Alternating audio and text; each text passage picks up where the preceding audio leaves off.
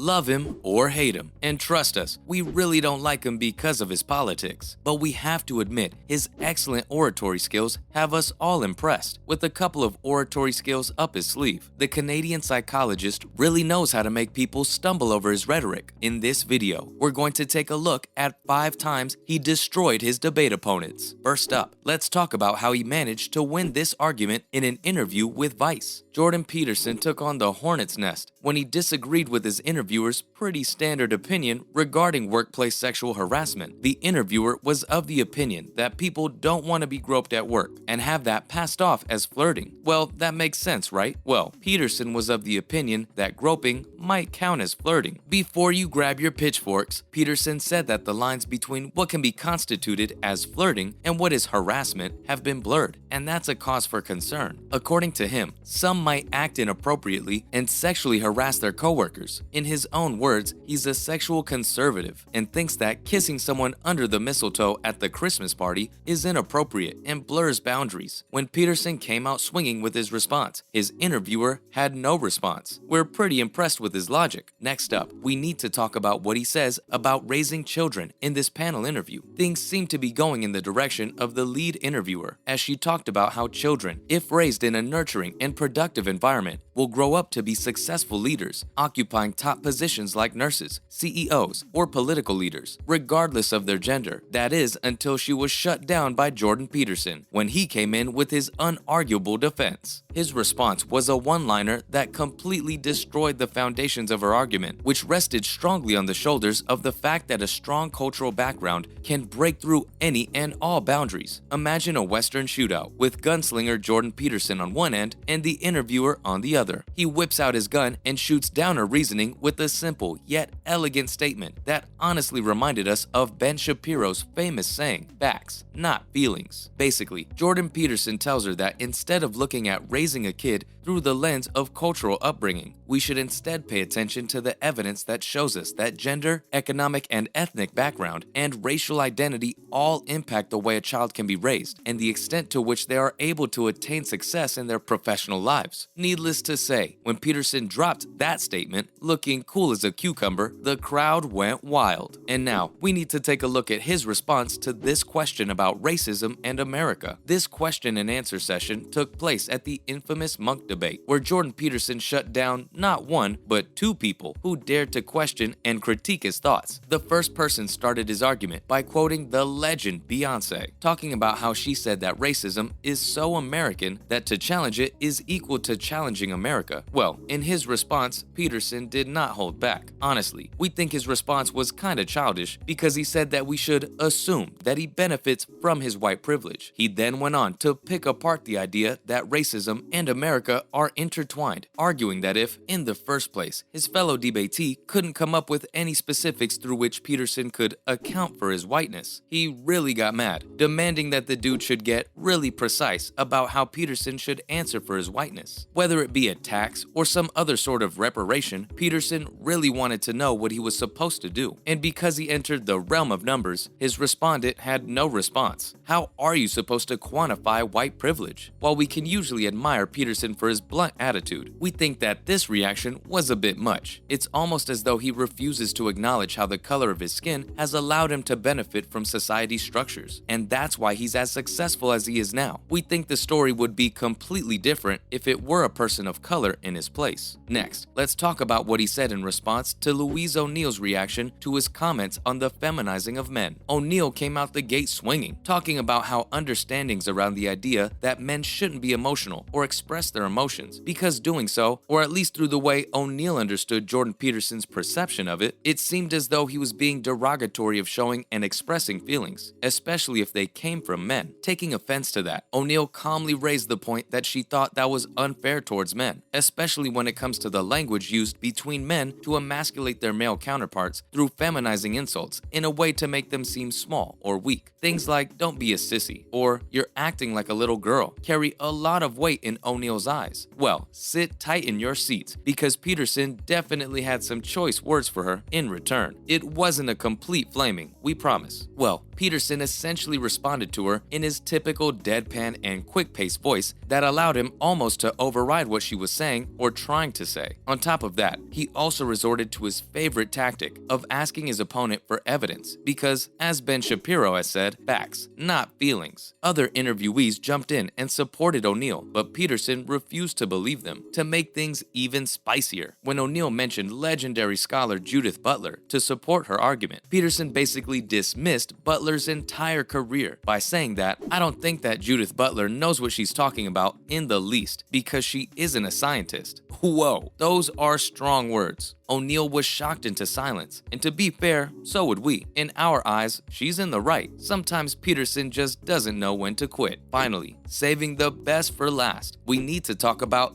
that interview. If your guess was the Kathy Newman and Jordan Peterson interview, then congrats, you get a cookie. We think this interview should go down in history as a masterclass in rhetoric and understanding how to get under your opponent's skin. We think the battle was pretty evenly matched in the beginning, but then the tide began to turn in Jordan Peterson's favor when the conversation began to move towards the interaction between the idea of freedom of speech and what that means about hurting people's sensibilities and feelings. Kathy Newman brought up how Peterson was recently criticized both on social media and left-leaning social media to respect a trans person's pronoun preference if it was made a law to do so. As cool as can be, Peterson responded that he never said he wouldn't. He simply wanted to protect his freedom of speech and not have to be forced to do anything. Pronouns seem to be a weird hill to die on. But okay, Kathy Newman must have had the same idea because she talked about how offensive it seems to refuse to call someone using their preferred pronouns. And we gotta agree with her, it really is. But Peterson said something that changed the game completely and also fully caught Kathy Newman off guard too. He quickly turned the tables and put Kathy in his position, talking about how she, too, is willing to offend him if that means she does her job, which is looking deeper at the situation rather than just taking things at face value. According to Jordan Peterson, he was doing the same thing as well. So if she was willing to risk offending him in order to be a good and lively debate opponent, then why shouldn't he risk offending others in search of greater and more in-depth understanding? Well, when you put it that way, honestly, even when we think about it that way, it doesn't make sense because legal enforcement of respecting preferred pronouns is such a weird hill to die on. Like, come on, dude, freedom of speech is great and all, but instead of using your platform to publicize such weird opinions, allowing people to take it into a transphobic territory, don't you think that's super out of line? Or at the very least, something to consider before you go blasting that stuff all over the internet. We don't know what Peterson is thinking half of the time, but honestly, a lot of the stuff he says is super weird. That's a wrap for this video. Who do you think Jordan Peterson destroyed the most effectively? Let us know in the comments below. Make sure to give this video a thumbs up and subscribe to our channel for more videos like this. See you in the next one.